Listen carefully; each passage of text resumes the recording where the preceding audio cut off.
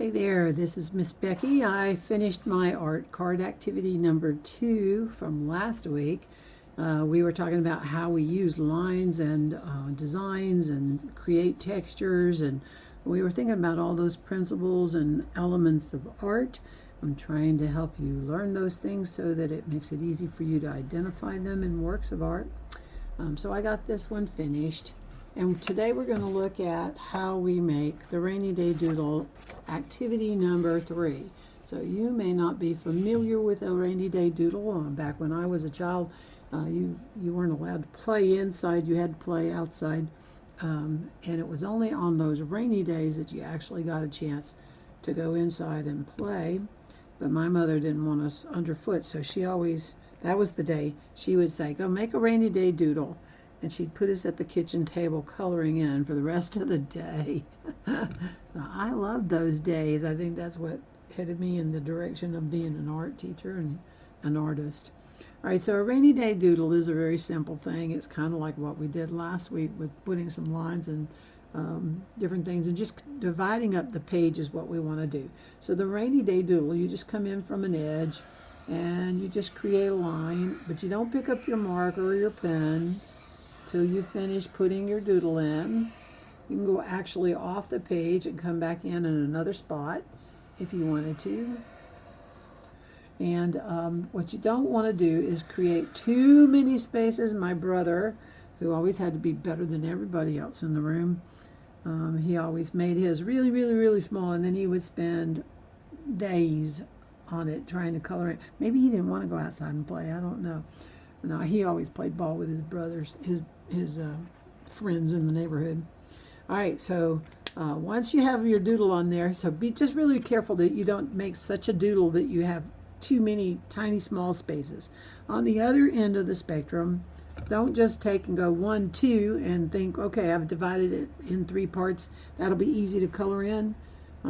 People who try to take shortcuts and make things look really easy usually don't score as well. Just something to keep in mind. All right, so here we go. This is our rainy day doodle on my piece of cardstock, 5" by 8". All right, and I'm just going to take and fold that right in half. Crease it really good. All right, and I didn't get it quite even, but that's fine. And then I'm going to put it back up there, and I'm going to choose 2 mediums to actually draw with. So, so what does that mean to have 2 different mediums? Well, a medium is the type of material that you use, and so you can choose to use crayons if you like. Please take time and a little bit of money and effort on your part to go and find a few things to actually use for your projects. Many of the projects that I see coming in now are very nice. Some of the projects are a little bit, you give it a little bit more thought. But anyway, so go buy yourself a pack of crayons, maybe a pack of markers. Go to the Dollar Tree. You may not find Crayola there. Sometimes you find the name brand, but go and find a few things that you can use. We talked about colored pencils last week, so you can do that. All right, so literally what you're going to do is choose 2 mediums.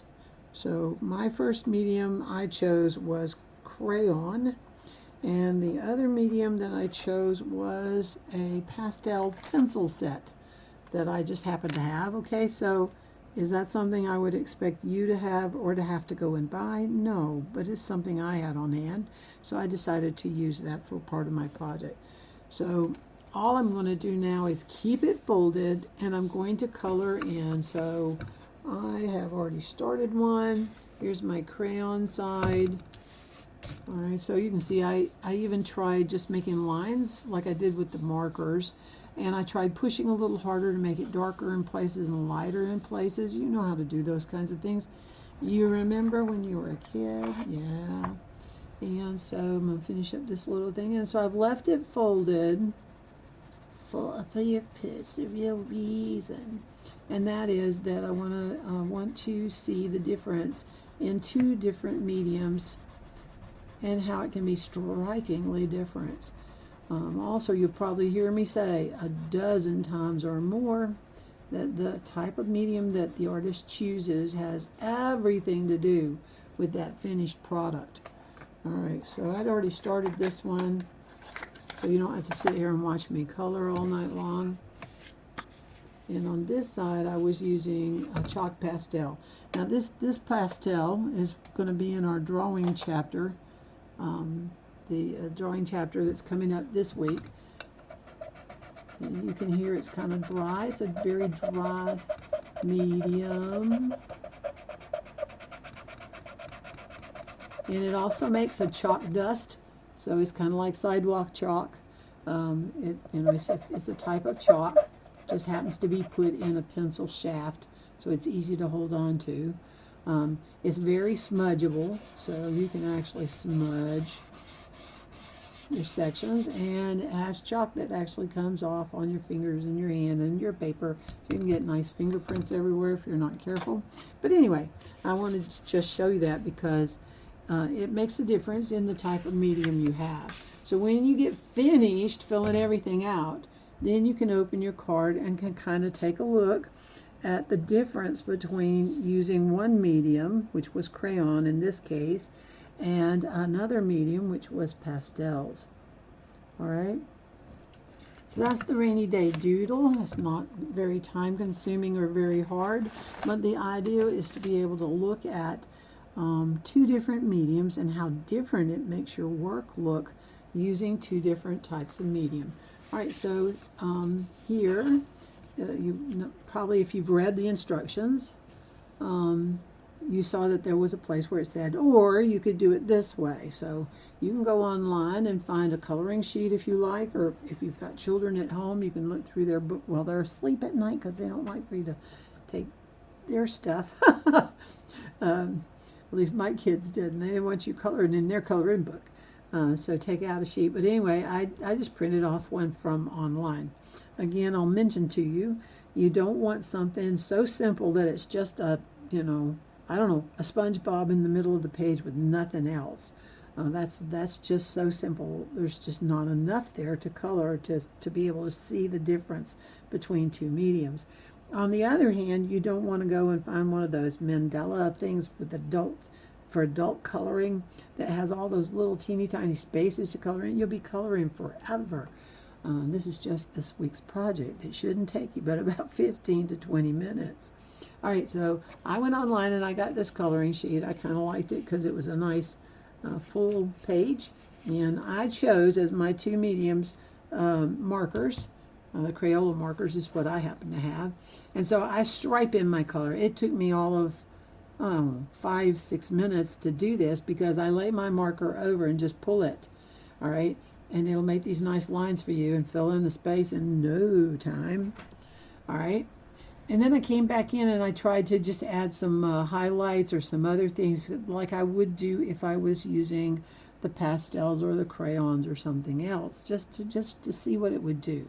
So you can see that this is really bright and it's very flat because there's no place that you can put shadows in. Because of the medium I've chosen. All right, over on the other side, I chose colored pencil.